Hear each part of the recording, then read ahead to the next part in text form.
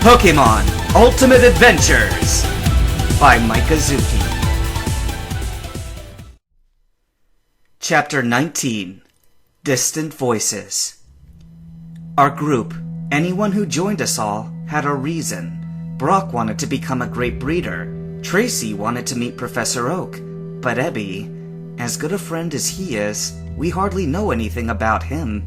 Other than always making powerful new weapons and gadgets, he always has incredible knowledge of every place we've ever been to or headed, as well as just about any enemy we've met. Ebby is a genius, and combining with his years of experience and expertise, he is a crucial member. When I think about it, it all started that night, which felt like so long ago, when I saved him. Things kept escalating from there, leading up to me fighting the Super Fiends. When I think about it, if I'd never met him, would things have turned out this way? Would I have fought Doppelganger, or gotten involved with the Super Fiends? Would AAAMRN still have come after me? Would I have even acquired the power of one?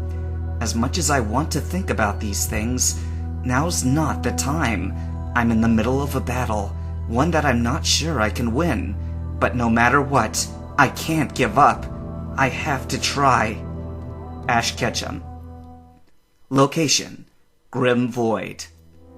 This bleak place stretched for an eternity. No ground, no sky, no gravity.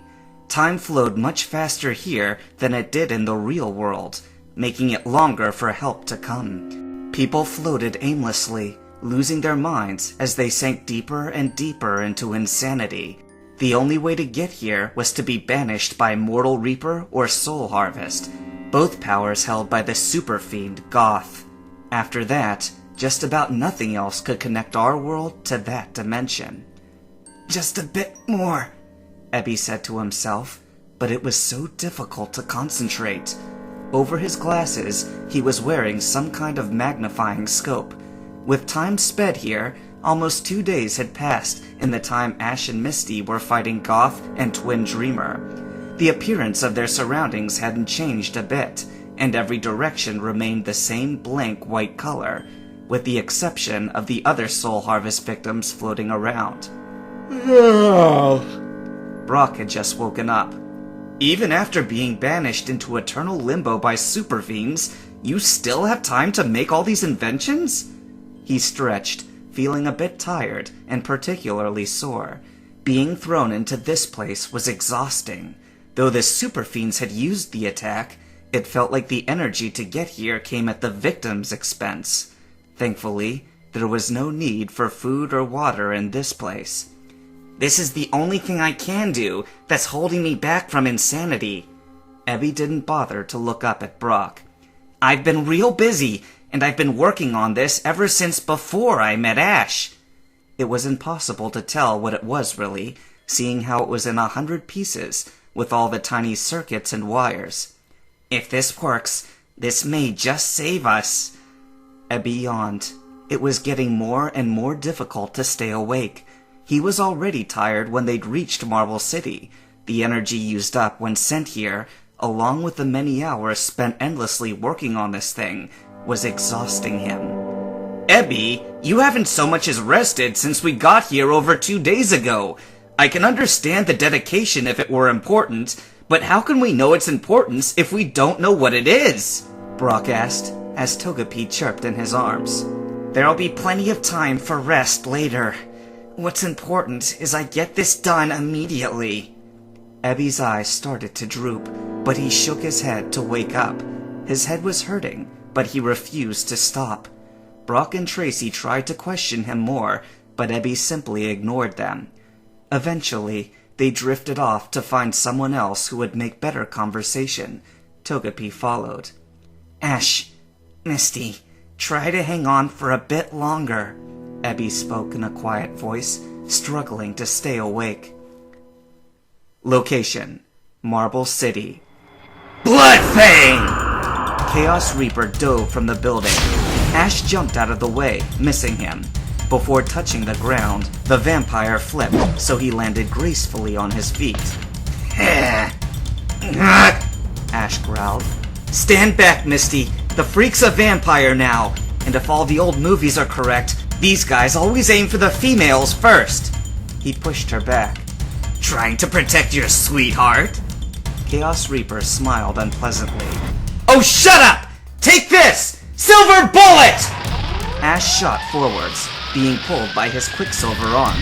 The hard metal board, combined with the speed and weight of his body, Ash slammed into Chaos Reaper hard.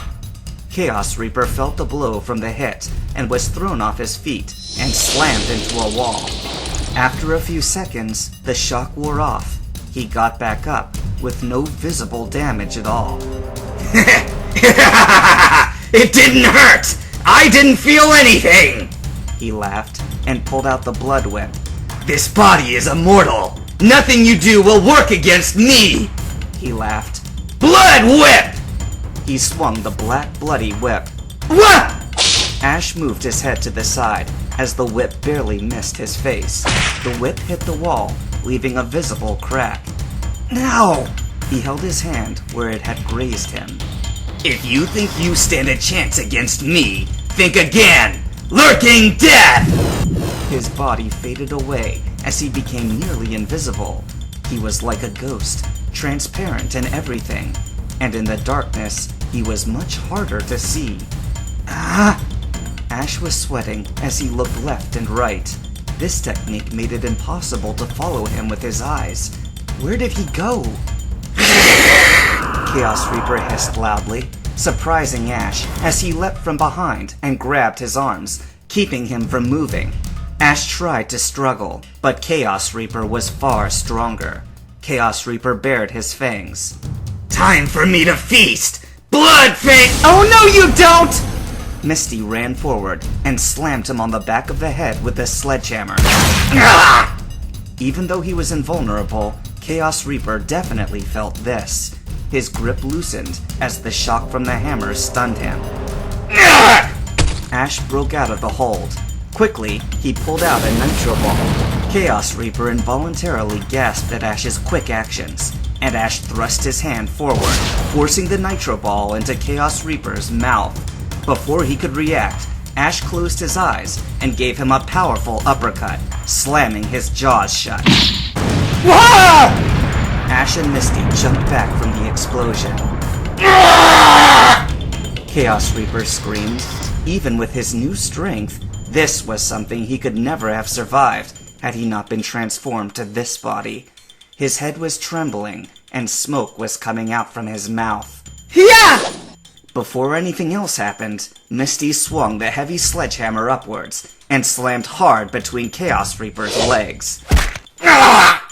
Chaos Reaper exclaimed and dropped to the ground, writhing in pain. In the meantime, Ash and Misty ran as fast as they could. Good thinking, Misty! Ash high-fived her as they ran. It doesn't matter how invincible you are. If you're a guy, that hurts! Thanks! I knew I wasn't strong enough to knock him out, so I went with the quickest solution that came to me. She smirked. Yeesh, remind me never to get you mad again, Ash said as they continued to run.